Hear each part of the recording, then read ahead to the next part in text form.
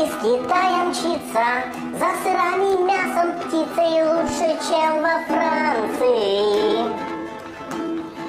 Продадим друзьям китайцам масло, молоко и яйца. Диверсификация.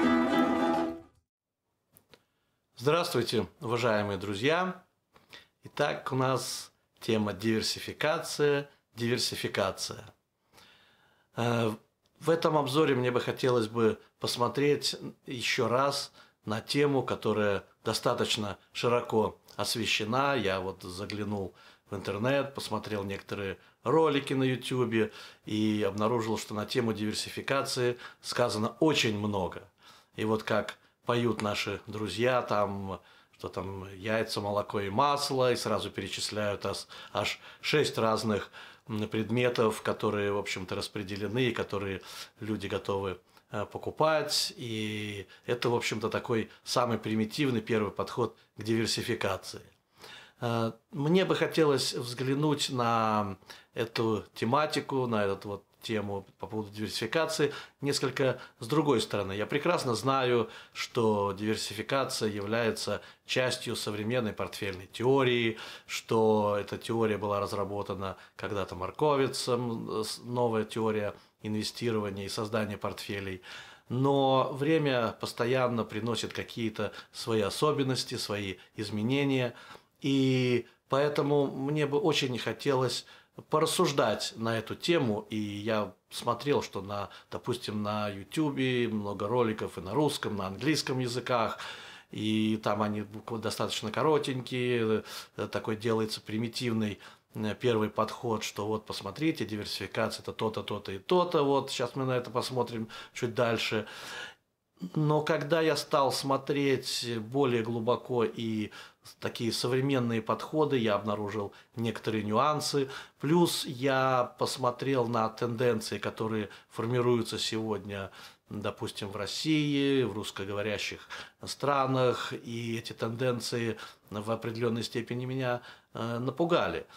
Поэтому я сделал вывод, что нужно, наверное, все-таки сделать некоторый обзор диверсификации и посмотреть на нее с такой, в общем-то, может быть, даже таким новым взглядом, а не просто рассказать классическую тематику.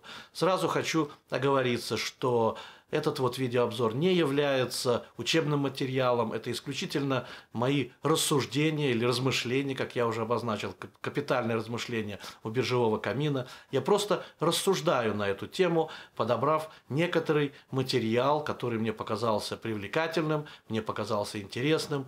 Плюс также я не претендую на какие-то классические определения, хотя я владею классическими знаниями и, в общем-то, полагаю, что их можно применять и при изучении данного аспекта.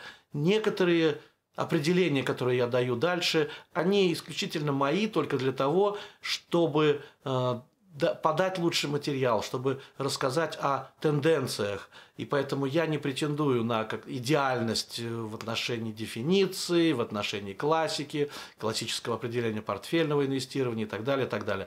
Это только мои размышления, мои рассуждения, которые я хочу сейчас вам представить. Те, кто, может быть, захочет получить классические знания и поучиться, в том числе и у меня, либо в моей компании, те могут это сделать, это достаточно просто. Для этого вам нужно прийти, найти одного из наших консультантов компании Asian Holding, обратиться к ним и узнать у них условия, как они могут добиться встречи со мной. Я готов, в общем-то, и пообщаться, и поговорить с этими людьми в формате личных бесед, в формате презентации, либо в формате учебного цикла. То есть я к этому готов. А теперь давайте мы с вами все-таки посмотрим небольшую презентацию. Я ее подготовил в PowerPoint с разными анимациями и так далее, и так далее. Давайте взглянем классику, посмотрим на особенности, посмотрим на ловушки. И также я подготовил перевод, точнее кусочек перевода небольшого интервью с Уорреном Баффетом в конце данной презентации, который вы можете посмотреть. Ну и, конечно же, пару слов я скажу о том, что сегодня происходит на рынке, опять-таки на 1-2 минуты, где же мы сейчас находимся. Итак, смотрите и наслаждайтесь. Поговорим конкретно о диверсификации. И так ли здесь все просто? Давайте взглянем, и мы все с вами определим. Итак, диверсификация. Несмотря на то, что подзаголовок «Так ли все просто?», тем не менее, мы будем начинать с самых простых элементов и понятных для того, чтобы разобраться с этим вопросом. Но прежде всего, диверсификация базируется на распределении активов, и посмотрим на базовые основы. Базовые основы звучат до смешного просто. Это у нас есть такая корзиночка, в нее слетаются яйца, и звучит это: «Не клади яйца в одну корзину. Никогда». Лишь 1% инвесторов могут нормально воспользоваться одним инвестиционным механизмом для того, чтобы серьезно заработать. Остальные инвесторы, они должны обязательно распределить свои активы как минимум в 3 источника. И вот у нас, видите, я уже повторил несколько раз такую фразу, как распределение активов. Активов существует 3 базовых и кое-какие дополнительные, о чем мы отдельно упомянем, но мы будем сейчас базироваться на классических определениях для начала, а уже потом посмотрим на некоторые ловушки. Так вот, какие же это активы и во что мы должны с вами распределяться? Ну, прежде всего, это акции, как основной элемент, который приносит наибольшую прибыль. И на них чаще всего и в них и инвестируют основная львиная доля инвесторов. Второй актив или второй класс актива – это облигации. Мы их тоже чуть позже рассмотрим и посмотрим на этот класс актива. И третий класс актива – это деньги. Здесь я их обозначил простым словом «деньги», хотя профессионально это звучит как денежный рынок, либо денежные инструменты. Глубже мы сейчас в этот вопрос вникать не будем. Возможно, что однажды в будущем я сделаю более подробный обзор, либо подробную презентацию, что же такое денежный рынок. Но сейчас я просто обозначу это как деньги. И в плане понимания простым инвесторам или простым обыкновенным человеком мы именно на этом и будем базироваться, и это ляжет в основу нашего подхода к диверсификации. И как же будет дальше это все выглядеть? Представим себе, что мы все вложили в один актив. Что же произойдет в этой ситуации? Точнее, что может произойти? Актив наш рос, и вдруг в одночасье он рухнул. Такое происходит сплошь и рядом, и это, в общем-то, ничего такого неожиданного. И вот чтобы этого не случилось, нам нужна диверсификация.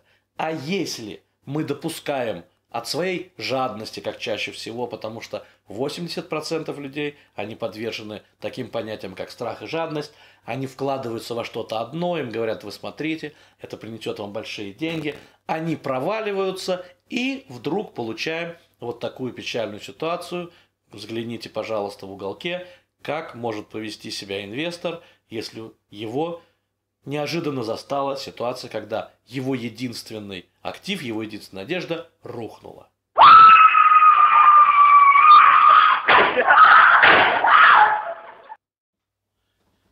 Как же работает диверсификация?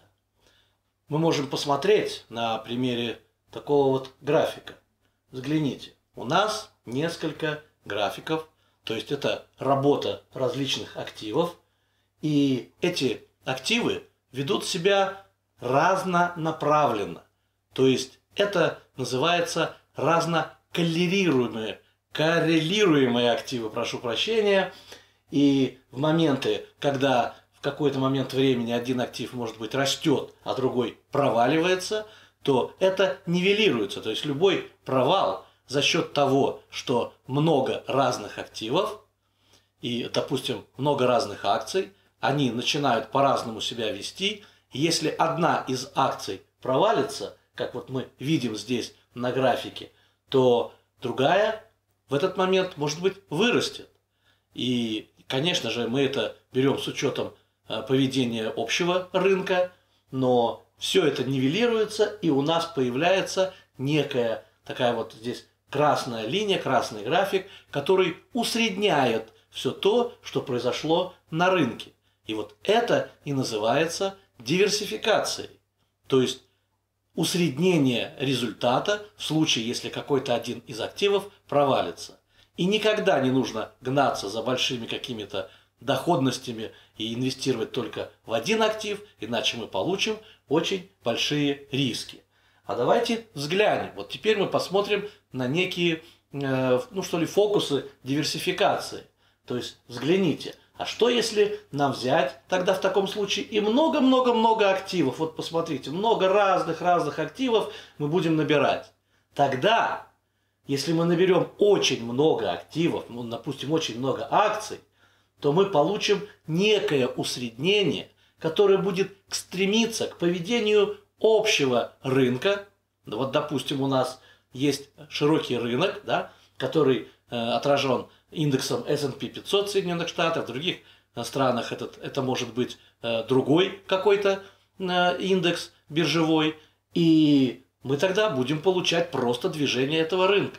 А ведь каждый инвестор, а тем более каждый управляющий портфелем, он стремится обогнать рынок, то есть он стремится получить себе доходность больше, чем дает широкий рынок.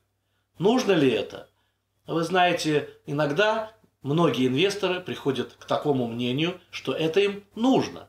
Им достаточно получать, в общем-то, просто доходность широкого рынка в целом, и это их устраивает. Особенно если, тут нужно смотреть с учетом каких-то конкретных обстоятельств конкретного инвестора, но большая часть, которые имеют возможности, у которых обстоятельства жизненные позволяют, они стараются обогнать широкий рынок и добиться большей доходности. Поэтому мы должны прийти к одному очень простому выводу, что диверсификация, она конечна, она не может быть бесконечной, и туда в нее накладывать какие-то большие активы и все больше, больше и больше. Здесь нужно подходить к этому разумно. И какие же первичные выводы следуют из этой, в общем-то, простой ситуации? Первый вывод – это диверсификация достигается разнокоррелируемыми активами. И это очень важно. Мы сейчас тоже этот нюанс с вами уточним и сделаем на нем акцент. И второй вывод – диверсификация конечна. Если вы хотите обогнать широкий рынок, то нужно в какой-то определенной степени рисковать и делать акценты на ограниченном количестве активов. По поводу ограниченности активов мы еще поговорим, я имею в виду в плане количества активов, которые мы набираем в портфель. Чуть позже мы это обозначим, но сейчас сделаем акцент на другом. А именно, есть такое понятие, как ложная диверсификация. И мне хотелось бы на этом поподробнее остановиться. Что же предполагает ложная диверсификация? Давайте возьмем несколько примеров и их рассмотрим. Первая такая ситуация – это инвестировать в активы одного класса, например, в акции, и из одного сектора. Вы знаете, что секторов экономики их достаточно много, их больше сотни, и когда мы инвестируем в активы, покупаем одни и те же акции из одного сектора, мы по большому счету не добиваемся диверсификации, так как поведение этих акций одно и то же. Они не разно коррелируемые, и это может стать проблемой. Вот, к примеру, давайте мы покупаем акции Symantec, Xerox, Hewlett Packard, PayPal, Nvidia, Intel и ряд других, которые на самом деле входят в технологический сектор. И по большому счету в этой ситуации мы получим движение технологического сектора. Ни больше, ни меньше. То есть получим одно и то же. Тогда может быть проще купить одну из или две из этих акций, которые вы считаете, что они являются предметом наиболее лучшего рассмотрения, особенно если вы владеете основами аналитики и анализа рынка и акций конкретных, и в них инвестировать. А если вы не владеете, тогда может быть проще воспользоваться таким инструментом, как ETF, и купить фонд ETF прямо из этого сектора, который отражает технологический сектор, и в него инвестировать, и вы получите, собственно говоря, движение технологического сектора. Кстати, он за последние времена он неплохо двигался. Сейчас трудно сказать, надо смотреть анализ более тщательно, но тем не менее это так. То есть вот это первая часть так называемой ложной диверсификации. Еще одна часть ложной диверсификации – это инвестировать в активы одного класса и только в деньги. Вот это очень серьезное заблуждение, которое люди говорят: да я лучше проинвестирую в деньги, не нужны мне никакие ваши активы, не нужны мне ваши возможности, я просто проинвестирую в деньги. И что произойдет? А произойдет очень простая ситуация. Существует такая очень нехорошая вещь, которая называется инфляция, и инфляция поедает любые сбережения, как инвестированные, так и неинвестированные. И если вы храните свои сбережения только в деньгах, то тогда инфляция будет поедать ваши деньги. И нигде от нее не спрятаться. Ни один сейф ее не прячет и не дает возможности уйти от инфляции. И если мы посмотрим вот на следующий график, то мы увидим, что, посмотрите, за 25 лет, если мы купили $1000 и при инфляции всего лишь в 4% за 25 лет, покупательская способность падает до 368 долларов. А при 6% это и вовсе до $200. А возьмите другую валюту, где инфляция не 4%, а где инфляция, допустим, в России рублевая инфляция, там она была когда-то и 11%, сейчас она там, возможно, где-то 5, 6 или 7%. И сами посмотрите, 1000 рублей превратится в 200 рублей, и очень быстро. Поэтому нет другого пути, как инвестировать. И только этот способ позволяет уйти от инфляции и от ее губительного свойства. Еще один пример ложной диверсификации – это инвестировать в управленцев или в разные брокерские дома, а не в разные активы, и считать это диверсификацией. Вообще, если честно, на этот случай, возможно, профессионалы надо мной просто посмеются, потому что скажут: Игорь, о чем ты вообще говоришь? Ведь как можно вообще даже это упоминать? Это настолько естественно, и никто даже этим и не занимается. Но я должен разочаровать вас, мои дорогие слушатели и зрители, что, к сожалению, в ряде стран, и я знаю, это происходит и в России, и на территории бывшего Советского Союза, появилось много компаний, которые предлагают различные инвестиции, и вместо того, чтобы рассказывать про классы активов, либо про разные паевые фонды, разные стили инвестирования, на разные подходы к инвестированию, приводят пример разных управленцев.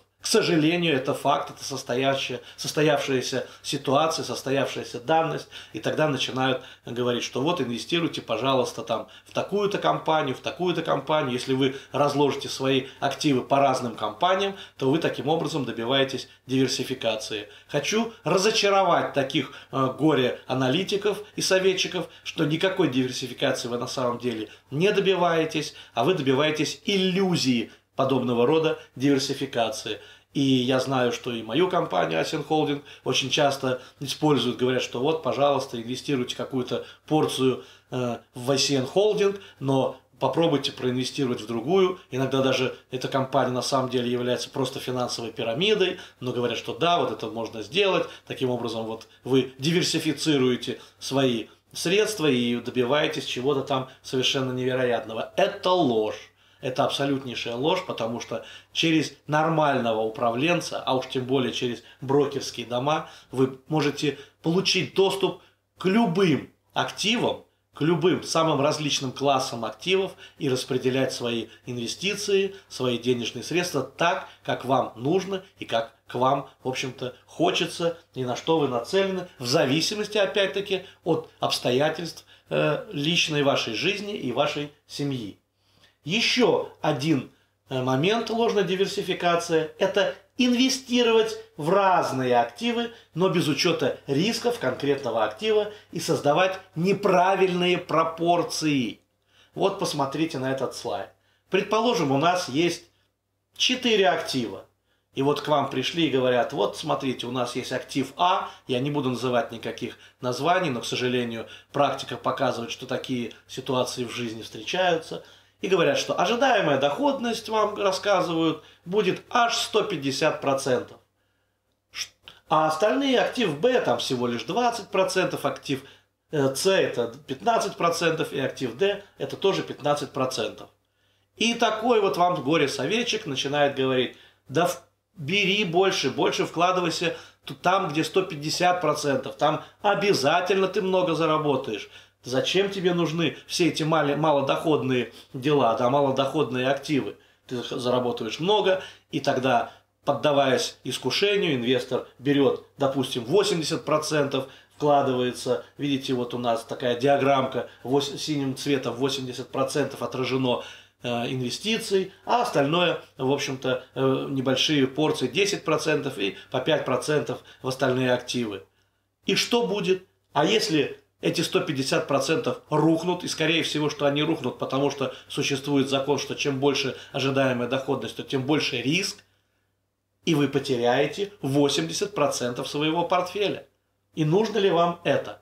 Поэтому это неправильная диверсификация. Еще раз подчеркиваю, неправильная диверсификация, и так делать нельзя. Существует совершенно другой подход, и существуют даже такие формулы, очень простые. И даже есть когда-то есть такой ученый по фамилии Келли, который даже специальную формулу изобрел в зависимости от уровня рисков, при помощи которой можно рассчитать процент доли в портфеле, который можно приобретать какой-то актив. Если вы мне скажете, а что ж теперь, вообще отказаться от таких возможностей, как инвестировать в активы, где, может быть, дает 150% или 200%, я скажу нет, не надо инвестировать, не надо отказываться от таких инвестиций. Только пропорцию в своем портфеле нужно выбрать совсем другую. Я вам расскажу одну историю. Однажды ко мне пришли и сказали, что вот у нас есть инвестиции, где можно заработать 1000% за 1 год. Я сказал, нет проблем, пожалуйста, я готов инвестировать. Я человек знающий, я понимаю, я могу, в общем-то, проанализировать ситуацию. Давайте. Я вытащил $10 и сказал, вот моя доля инвестиций в эту часть. Надо мной стали смеяться. Да ты что, тебе нужно как можно больше. Я говорю, нет, извините, существует правильный подход. Вот $10 я готов пожертвовать. Смотрите, $10, 1000%, значит, я могу к концу года заработать $10 000, да, или там сколько нужно посчитать. Вот. Может быть, не 10, там $1000, скорее всего. Вот. А если не сработают эти инвестиции, я потеряю всего лишь навсего $10. Вот вам элементарный пример, чем вы рискуете. То есть сам актив очень рискованный, но вы в него вкладываете очень немного. В результате посмотрите, вот то, что предлагается, так делать нельзя. Это неправильная диверсификация. А как же правильно? А правильно очень просто. Вы берете те же самые активы, только там, где 150%, ну, вложите 5%. Если вы даже потеряете, то ваши годовые потери будут всего лишь 5% за год. Ну, потеряете, хорошо. А остальные зато инвестиции эти потери перекроют. А если это сработает 150%, хорошо, вы заработаете больше. И это будет правильная диверсификация. И именно с таким подходом и нужно на это смотреть и использовать диверсификацию таким образом. Поэтому правильные пропорции, разно коррелируемые активы – вот основа правильной диверсификации. 3 класса активов и один дополнительный, который используется в основном в инвестициях. Поэтому давайте посмотрим классы активов. Когда мы говорим 3 базовых, это классические варианты. И когда мы говорим один дополнительный, это новый, который совершенно относительно недавно был признан как класс активов. И немногим он известен, мы о нем отдельно поговорим. Хотя существуют еще и иные источники инвестирования, которые можно использовать, мы их также здесь упомянем, буквально в 2 словах. Какие же бывают классы активов? Прежде всего, это акции. Почему мы их выделяем? Потому что акции потенциально дают наиболее невероятную, а самую большую по возможности прибыль. Конечно же, это зависит от корпорации, которая имитирует эти акции, но тем не менее, именно здесь инвесторы пытаются получить наибольшую прибыль, но и естественно, что здесь самые большие риски. Мне бы хотелось сказать несколько слов о терминологии. Когда я говорю, в данном случае, в этом презентации, в этом обзоре, что мы говорим, допустим, купить 2 акции в свой портфель, это не означает, что мы покупаем 2 акции одной компании, а это означает, что мы покупаем пакеты акций 2 корпораций. Вот давайте мы с этой терминологией определимся, потому что далее я буду ее использовать в своем разговоре и в своей презентации, поэтому это нужно запомнить. Поэтому мы понимаем, что акции дают наибольшую возможность прибыли, но при этом здесь самые большие риски, и естественно, что они должны как-то компенсироваться какими-то другими классами активов, и другим классом активов здесь вполне может быть облигации.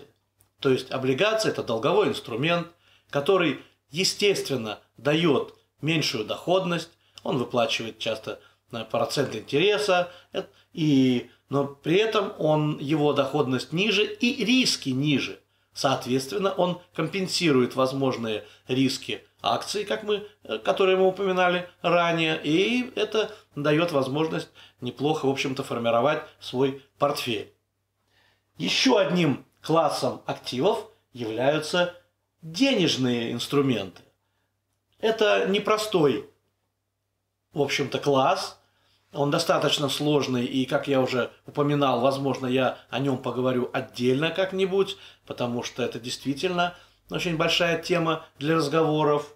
Но это самый надежный актив считается, и долгое время он вообще считался чуть ли не под 100% гарантированный. Ну, слово гарантии нельзя, конечно, в инвестициях применять, но в данном случае мы говорим очень высоконадежный инструмент, но при этом он практически не дает доходности.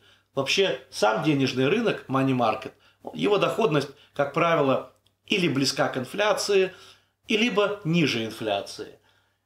И когда мы говорим про денежные инструменты, мы имеем в виду и деньги, потому что кто-то инвестирует в деньги, и мы говорим, что да, когда вы разбиваете свои собственные инвестиции, семейные либо личные, на какие-то части, естественно, какую-то порцию нужно выделить в виде денег, может быть, эти деньги распределить в разные валюты, это тоже диверсификация на основе валют. и таким образом вы можете вы принимаете на себя валютные риски, но когда вы диверсифицируете по валютам, вы тоже распределяете эти риски в разные валюты, и там доллары, евро, фунты стерлингов и так далее, и так далее. Денежный рынок считается наиболее, как я уже сказал, надежным, но у него, я уже ранее упоминал, самый существенный риск – это риск инфляции, поэтому если вы будете полагаться только на денежный рынок, на деньги, проще говоря, для простого человека, то вы рискуете однажды вдруг увидеть, что на свои там 100 рублей, либо 100 долларов, неважно, вы можете купить значительно меньше товаров и услуг, чем вы могли это делать буквально 5 лет назад и так далее. Я вообще тут живу в Америке, я удивляюсь, когда приехал, бензин у нас стоил 97 центов за галлон, это примерно 4 литра. Сейчас он стоит 2,30, 2,40, 2,50, в зависимости от сорта бензина. И это, в общем-то, вот вам и перемены, вот вам изменения, которые только подтверждают те слова и те графики, которые я ранее показывал. И еще одним инструментом, или точнее одним классом, который стал недавно классом, является контракт страхования жизни. Некоторые может быть, удивятся, как же так это получилось. На самом деле это достаточно молодой класс активов. Ранее он не был классом активов, и вообще контракт страхования жизни не считался ценной бумагой. Но после того, когда примерно в конце 90-х годов, в начале нулевых годов нашлось несколько компаний, управленцев, которые решили, что можно дробить страховой контракт, у него есть свойство, что его можно перепродавать, и они стали выкупать у пожилых людей страховые контракты, их проплачивать, и когда пожилой человек уходил из жизни, то деньги доставались уже тому, кто их купил. И эти люди догадались, вообще эти компании догадались дробить страховые контракты и под них выпускать ценные бумаги и их продавать. То есть это получилось раздробленный страховой контракт страхования жизни. И тогда комиссия по ценным бумагам, она признала это ценной бумагой. В момент, когда его выкупает третье лицо и перепродает, это стало называться ценной бумагой.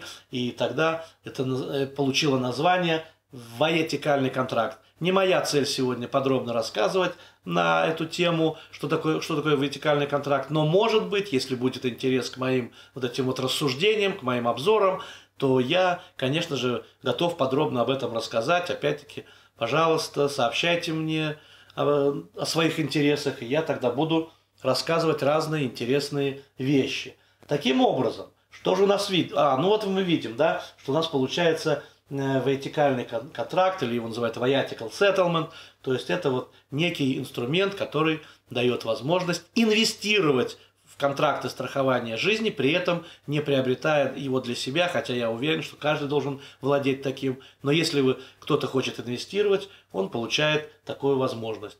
И таким образом у нас получается, что наиболее правильная широкая диверсификация может быть достигнута через инвестиции в разные классы активов, такие как, здесь по-английски написано stocks – это акции, bonds – это облигации, cash – это денежный рынок, либо деньги, либо денежные инструменты. И дополнительно вы тоже можете для нормального спокойствия и хорошей диверсификации вложиться в вертикальные контракты, но это, конечно же, для людей, кто понимает, кто является специалистом, а кто-то использует для этого недвижимость. Недвижимость тоже является, ее нельзя назвать классом актива, но это, в общем-то, тоже один из источников инвестирования, и кто-то может инвестировать в недвижимость в надежде, что она потом вырастет, и таким образом люди формируют свой личный индивидуальный портфель через различные инструменты. Таким образом мы диверсифицируемся по инструментам и по классам активов, что является достаточно продуманным подходом и достаточно таким дальновидным взглядом на свой собственный инвестиционный портфель. А теперь давайте посмотрим. Очень интересный момент. А всегда ли нужна диверсификация? Кому и когда? Диверсификация оказывает отрицательный эффект. Ведь такое тоже может быть. И это весьма любопытно, ведь я только что говорил, что диверсификация – это важнейшая часть, важнейший элемент, в общем-то, любого инвестора. И вдруг я говорю, что кому и когда она нужна, и вообще нужна ли она в принципе. Давайте с этим разберемся, потому что недавно я, в общем-то, когда готовился к этому обзору, я просматривал интернет и вдруг обнаружил такую, в общем-то, интересную мысль, что диверсификация нужна только идиотам. Я, конечно, категорически с этим не согласен и очень удивился, стал изучать этот момент, этот вопрос, и прозвучало это от весьма таких продвинутых, очень серьезных аналитиков, и подхватили ее остальные не очень умные, продвинутые люди и инвесторы, а скорее всего такие, я бы сказал, в какой-то степени проходимцы, стали говорить, да диверсификация вообще не нужна. И поэтому я сейчас хотел бы сделать на этом акцент. Это достаточно интересный, важный момент. Давайте все-таки посмотрим. И чтобы понять, кому и когда нужна диверсификация, нам нужно разобраться в том, что существуют две категории инвесторов. Квалифицированный инвестор и неквалифицированный инвестор. Когда мы говорим неквалифицированный инвестор, мы вовсе не говорим, что это глупый человек. Этот человек может быть умнее квалифицированного инвестора в 1000 раз. Но они, тем не менее, разделяются. Давайте посмотрим, чем же разделяются эти две категории. То есть квалифицированный и неквалифицированный инвестор. Посмотрим. Итак, есть у нас квалифицированный инвестор, есть неквалифицированный инвестор. А различие их, в общем-то, в чем? В доходности, то есть у квалифицированного инвестора доход, как правило, должен быть более 250 тысяч долларов в год. Эта норма была введена законом об инвестиционном консультанте, и она определена законодательно. Но вообще, конечно, по жизни рекомендуется, чтобы это был действительно человек, который зарабатывает хорошие, большие деньги. Вторая отличительная черта – это собственные активы, то есть или собственные активы должны быть более 1 миллиона долларов, а у неквалифицированного инвестора активы меньше 1 миллиона долларов. И очень важно, и самое, наверное, важное и главное, что квалифицированный инвестор обладает знаниями инвестиционной индустрии или работает, занят в какой-то сфере, занят в финансовой сфере деятельности, а неквалифицированный инвестор к этому отношения не имеет. То есть он не имеет отношения к финансовой сфере деятельности. Это важно запомнить, потому что иначе, если будет путаница, если неквалифицированный инвестор запутает себя и спутает с квалифицированным, то жди беды. Поэтому, когда безответственные какие-то люди утверждают, что диверсификация нужна только идиотам, я категорически с этим не согласен и всегда буду против этого, и всегда буду настаивать, что диверсификация нужна, потому что неквалифицированному инвестору она нужна всегда. Это очень-очень важный момент. Поэтому давайте четко себе сделаем выводы. Неквалифицированному инвестору диверсификация нужна всегда, и исключений нет. Исключений из этого правила не существует. Все остальное, если вы за пределы этого правила выходите, то тогда ждите беды. Следующее. Чем ниже квалификация инвестора, тем шире и тщательней должна быть диверсификация. Это основа, не знающая исключений никогда. Пожалуйста, запомните это и придерживайтесь этого важного, существенного правила. Но наоборот, для квалифицированного инвестора диверсификация может быть губительная и даже вредна. И при этом, чем выше квалификация инвестора, тем более точечные инвестиции он может использовать. Как бы это ни странно звучало, так вот на первый взгляд. Посмотрите, К примеру, есть такой очень известный инвестор Уильям О'Нил. Он рекомендует применять не более 7 конкретных акций, как мы уже говорили, то есть 7 конкретных корпораций, чьи акции покупает инвестор, для своего портфеля. Почему? Он это объясняет достаточно просто, потому что отслеживать и анализировать больше, чем 7 акций в портфеле, достаточно сложно, очень трудоемко, и для одного человека, для одного инвестора недостаточно бывает времени, чтобы за этим следить, даже при наличии существенных, значительных знаний об этом. Для этого должен быть коллектив, который может следить за акциями больше, чем 7 акций в портфеле. Это таково мнение Уильяма О'Нила. И еще один очень известный инвестор, которого, на мой взгляд, знают все маломальски сведущие люди или имеющие отношение к инвестиционной индустрии, это Уоррен Баффет.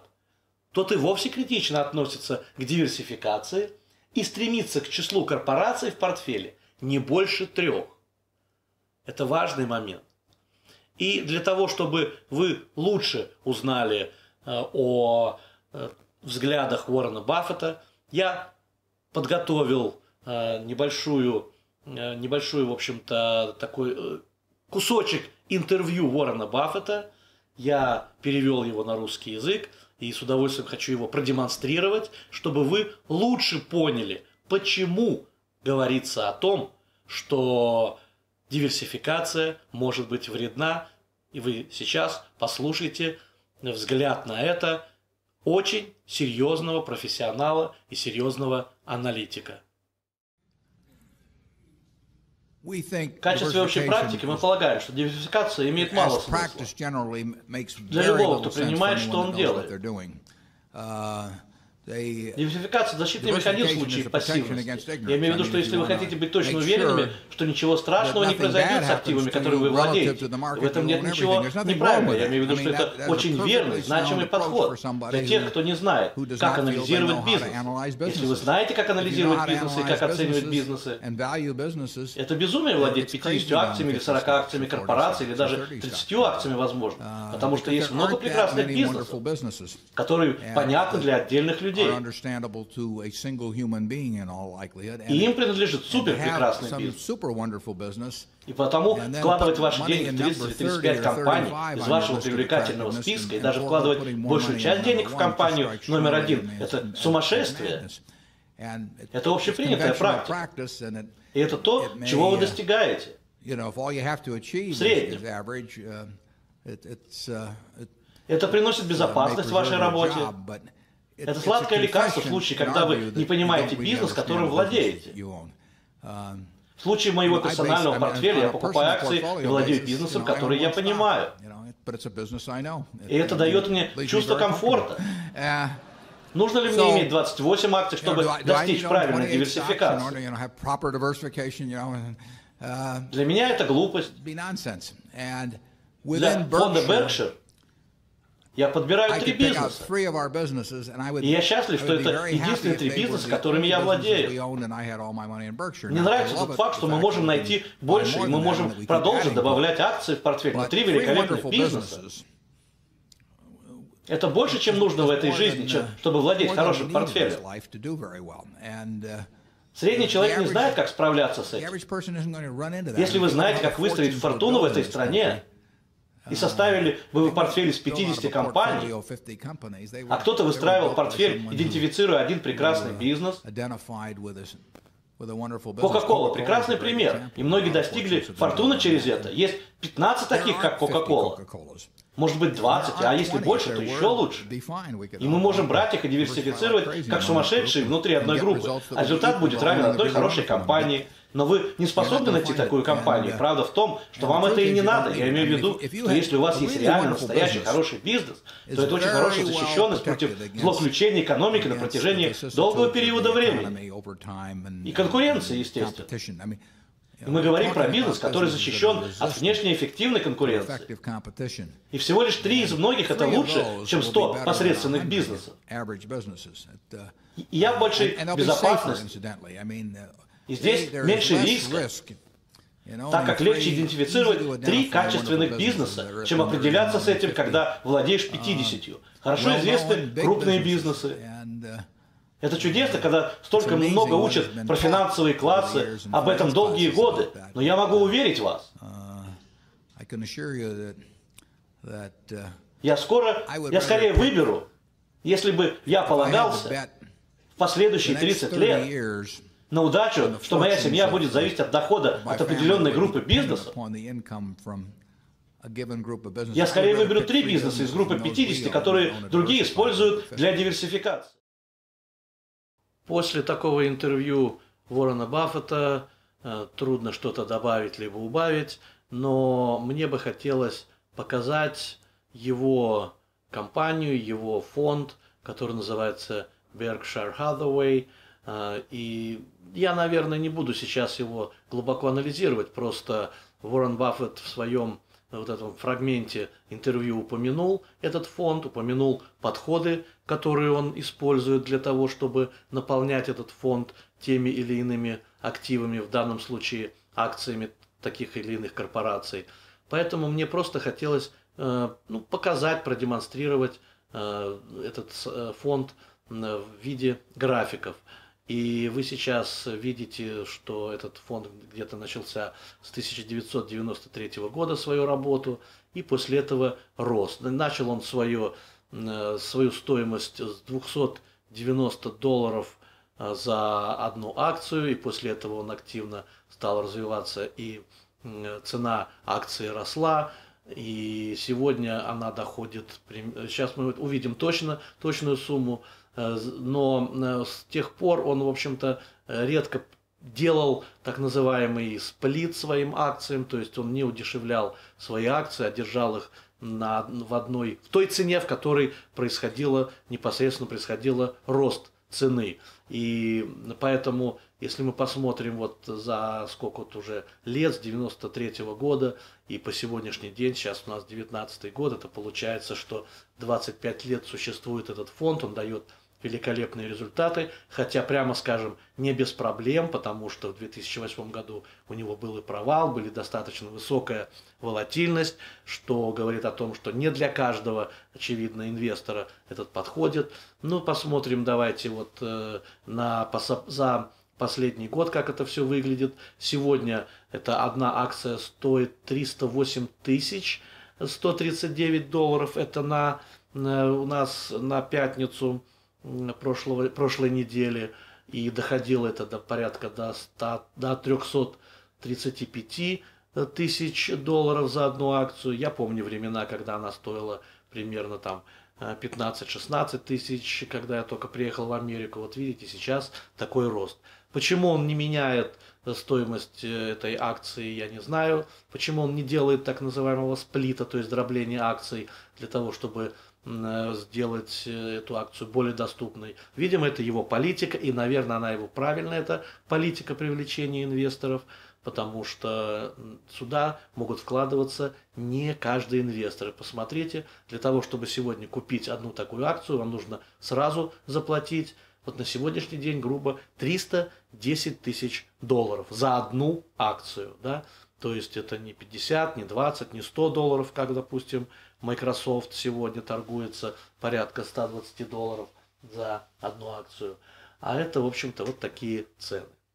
И давайте, наверное, сделаем такой короткий взгляд фотографический на то, что происходит сегодня на рынке. На рынок сегодня у нас, я делаю обзор, сегодня у нас получается 19 февраля, утро, рынок еще не открылся, только начинается так называемый премаркет движения на рынке.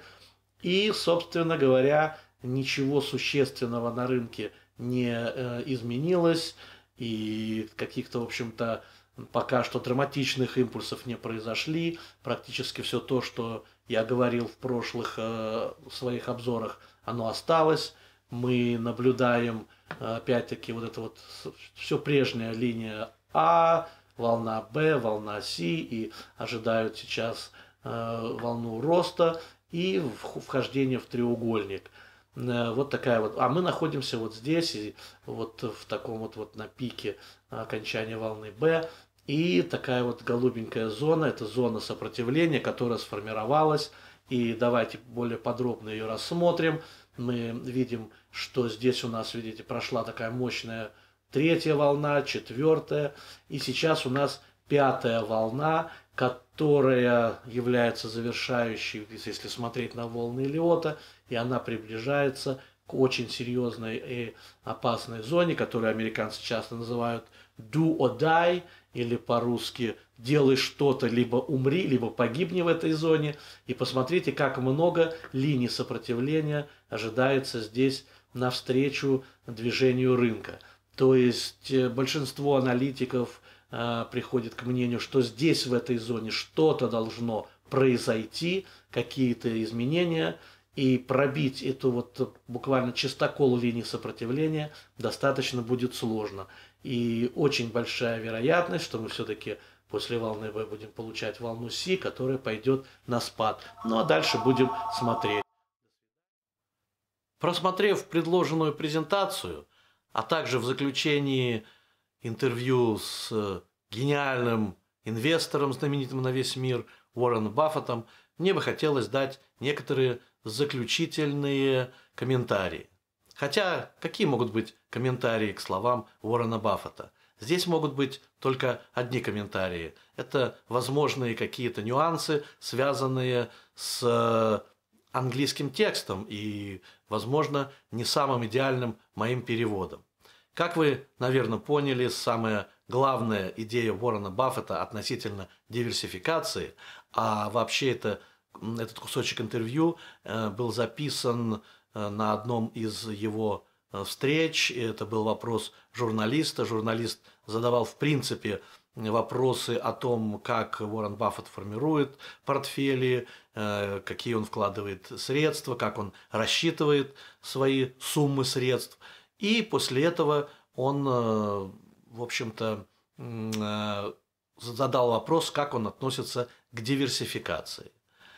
И ответ был, как вы уже слышали и видели, простой, что диверсификация обязательно нужна, и это Уоррен Баффет отметил отдельно, обязательно нужна для людей не очень скажем так, не то, что не очень знающих, а не владеющих тематикой финансовой индустрии, не способных самостоятельно проанализировать, как он называет, бизнесы, а под словом бизнесы имеется в виду корпорации, которые торгуются на биржевом рынке. И поэтому именно вот с этим подходом он и обозначил свои темы. И он говорит, что, конечно же, диверсификация обязательно нужна. Она обязательно должна использоваться неквалифицированными инвесторами и даже квалифицированными инвесторами в классическом понимании этого слова. Но в его понимании, когда люди, способные проанализировать бизнес, способные оценить, он говорит, зачем покупать 50-100 компаний, которые очень сложно оценить, когда можно купить, если понимаешь, еще раз подчеркиваю, если понимаешь, как правильно анализировать и оценивать бизнес, можно купить одну компанию, которая отразит лучшие качества того или иного сектора экономики, и тогда ее можно использовать для хорошего роста. Также я вам показал графики. Я и впредь буду показывать графики тех компаний, корпораций, либо бизнесов по людям, либо по корпорациям, которые я упоминаю в своем обзоре. И вы, для того, чтобы вы лучше понимали, как же реально эти люди себя чувствуют и реализуют в мире и в бизнесе. Ну и, конечно же, я еще раз хочу подчеркнуть, что я не претендую на идеальную правду, на идеальную науку. Это мои просто размышления. И данный обзор не является консультацией инвестиционной.